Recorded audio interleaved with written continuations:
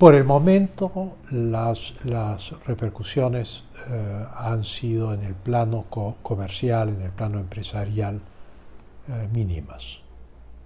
Pero el hecho es que el tratado necesita una cabeza, eso es la presidencia pro tempore.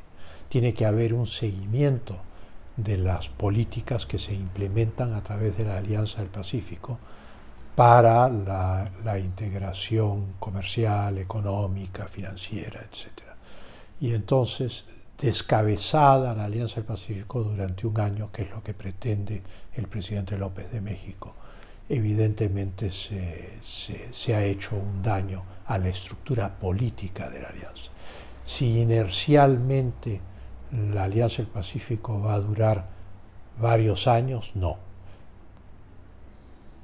Es la idea que acá había de las cuerdas separadas. ¿Qué importa el gobierno mientras la economía vaya bien? Pero finalmente las cuerdas separadas dejaron de ser separadas, se encontraron y se enredaron entre ellas en los últimos 5 años, y aquí estamos, saliendo de una gran crisis política después de un intento público de golpe de Estado por parte del presidente Castillo. Entonces, ningún tratado, así como ningún Estado nacional, sobrevive en piloto automático. ¿Cómo describiría lo que ha hecho AMLO? El gesto del presidente López de México es un gesto, digamos, muy marxista. La ideología está sobre el Estado, sobre la ley y sobre los tratados. Entonces, él ha actuado en base a esas convicciones del siglo pasado, porque eso es el leninismo, y es un hombre anacrónico. Y entonces ha hecho un acto ideológico arbitrario contra los compromisos que los países de la Alianza del Pacífico han contraído al firmar el acuerdo de la Alianza del Pacífico. Si la ideología desplaza a los tratados, a las constituciones, a las leyes, viviríamos en un estado de inestabilidad e inseguridad perpetua desde el punto de vista político. Lo que ha hecho el presidente López de México es un acto de barbarie política. ¿Qué se podría hacer, además de todo lo que ya se ha realizado a nivel de Cancillería, a nivel de política exterior, de los grupos de interés que han viajado, de los empresarios que han hecho giras para mostrar el Perú afuera y mostrar un poco la narrativa, lo que sucedió realmente, ¿no? ¿Qué más se puede hacer? Yo creo que se puede hacer, digamos, no en relación al golpe de Castillo. Hay que tener continuidad respecto a las políticas que uno quiere defender. Y hay una parálisis en el campo económico. Y entonces el gobierno tiene que diseñar una política exterior para conseguir flujos de capital, inversiones, para buscar tecnologías adaptables a nuestra realidad, buscar procesos industriales que sean competitivos y que puedan aplicarse a nuestra realidad. Y esto no es una idea suelta, porque la China, con Deng Xiaoping, ordenó a su diplomacia hacer justamente eso. Entonces, la diplomacia tiene que tener un rol proactivo para permitir que el sistema económico peruano recupere vitalidad. O sea, el año pasado la inversión privada ha sido cero. La informalidad ha crecido de 8 millones a 12 millones, lo que significa que mucha gente ha perdido sus empleos formales. Entonces estamos frente a problemas reales que solo se solucionan con flujos de capital, con nuevas tecnologías, con inversiones grandes, y haciendo que la gente que se asustó con Castillo y sacó su dinero lo pueda traer fácilmente al país para invertirlo en el Perú. Henry Kissinger es un lo que los americanos llaman un elder statesman, o sea, un estadista mayor que aconseja. Fue el artífice de la política de separar a la China de la Unión Soviética y cooptar a la China, cosa que debilitó enormemente a la Unión Soviética y por lo tanto fue uno de los arquitectos, junto con Zbigniew Brzezinski, de la victoria de las democracias representativas sobre los estados comunistas. Es un hombre que tiene una comprensión muy profunda de la realidad internacional. Ha criticado, por ejemplo, muchos aspectos de la política norteamericana respecto a la guerra de Ucrania, porque él forma parte de la escuela realista. O sea, no se guía por un deber ser ideológico, sino por lo que es posible en el campo de la política práctica. Y entonces, evidentemente, él ve los peligros que la guerra de Ucrania representan para todo Occidente y para el mundo. 100 años es una edad importante para un hombre que ha sido influyente a lo largo de toda su vida.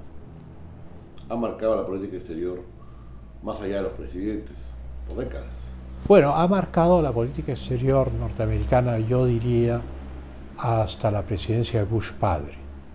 De ahí en adelante ha ido a audiencias en el Congreso, donde se le ha preguntado sobre diversos temas y ha dado su opinión, pero con los neoconservadores de Bush hijo, que eran unas especies de trotskistas de derecha, y con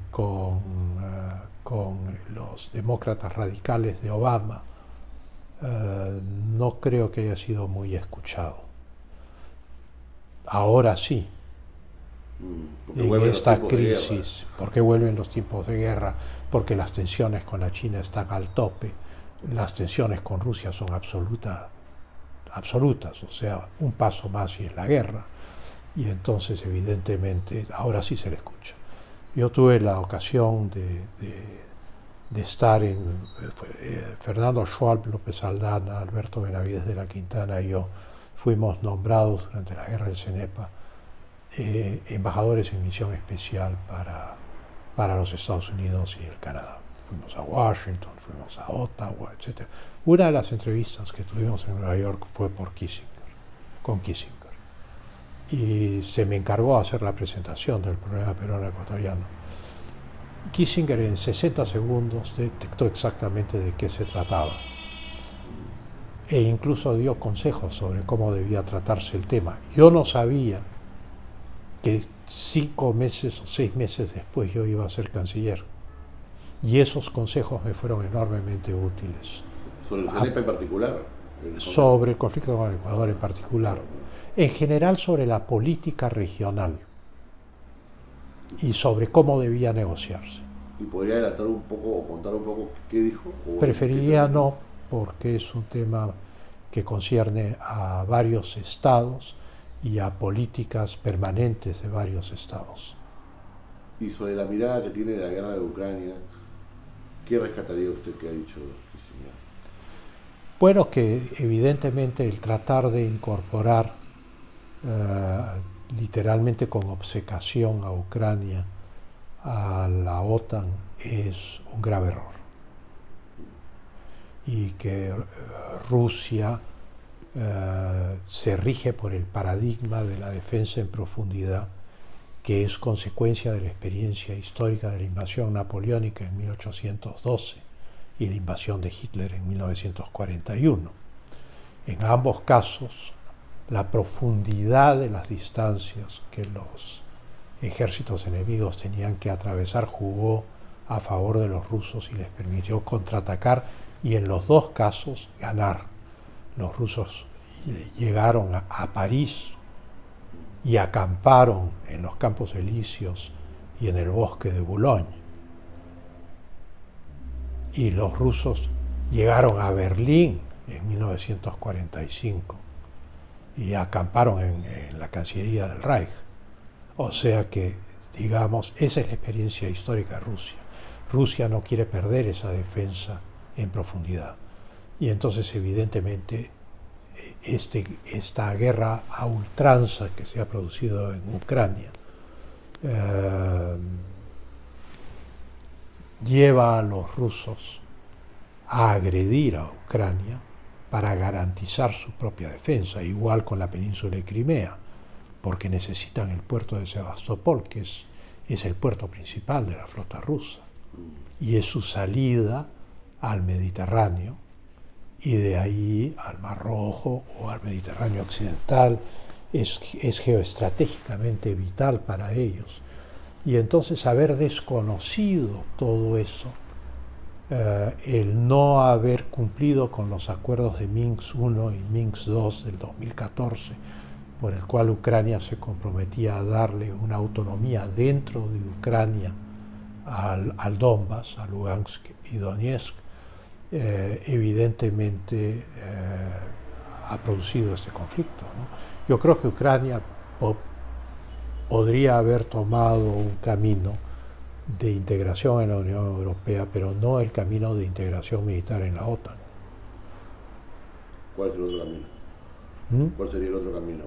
Bueno, estar en la Unión Europea en términos comerciales, pero ser militarmente neutral, como lo eran Finlandia y Suecia. O sea, sin embargo, la guerra de Ucrania ha precipitado nuevas políticas de seguridad en Europa. O sea, el hecho de que Finlandia y Suecia postulen a la OTAN es un acto trascendental del siglo XXI. Es por reacción a lo que está pasando en es por necesidades de autodefensa que estados que habían sido neutrales a lo largo de toda la Guerra Fría ahora sienten la necesidad de no ser neutrales. O sea, es una radicalización de la confrontación. Una escalada es el término exacto. ¿Hay más de Kissinger sobre Perú? ¿Más de qué? De Kissinger sobre Perú. ¿Ha habido más sus reflexiones en sus libros? No era digamos, era analizando la región. Obviamente la historia con Chile es más conocida, ¿no? Pero vino al Perú, fue a Chile, se entrevistó con Morales Bermúdez. Pero es su discurso, digo, ¿no? Es su narrativa. En su narrativa no, porque él ve el corazón de la política exterior en la política europea de los Estados Unidos de América. Su primer libro, digamos, profundo, serio, fue Un Mundo Restaurado. Y en ese libro es la figura de Metternich, el canciller austriaco que tiene un rol determinante en el Congreso de Viena, la que él rescata y pone en una posición relevante. ¿Qué hizo el Congreso de Viena? Bueno, neutralizó Suiza para que las tropas no pudiesen pasar de un lado al otro a través de Suiza, porque Napoleón había ocupado y convirtió a Suiza en la República Cisalpina, y al mismo tiempo crear un sistema de consultas para evitar otra gran guerra europea, como las guerras de la Revolución Francesa y las guerras napoleónicas, que son un solo conjunto, que implicaron para todos los países de Europa, sin excepción, 22 años de guerra continua. Y tienen éxito. Crea un equilibrio que se llama el Concierto de Europa. Y entonces, evidentemente, lo que él ha tratado de hacer cuando era secretario de Estado de Nixon, al separar a China de Rusia, es crear un nuevo equilibrio de poderes. Ahora ese equilibrio de poderes, al terminar la Guerra Fría y venir esta confrontación entre Rusia, China y los Estados Unidos en el siglo XXI, ese equilibrio de poderes está completamente destruido. O sea, la Guerra Fría parece un periodo histórico tremendamente estable y seguro al lado de lo que estamos viviendo ahora. Claro. Y entonces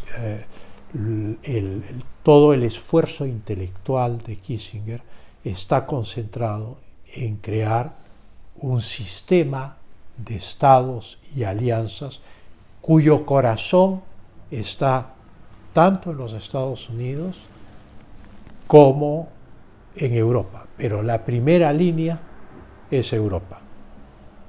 Entonces, claro, América Latina está en lo que la geoestrategia norteamericana llamaba el creciente exterior. O sea, no estamos en la zona de contención. La zona de contención es Eurasia.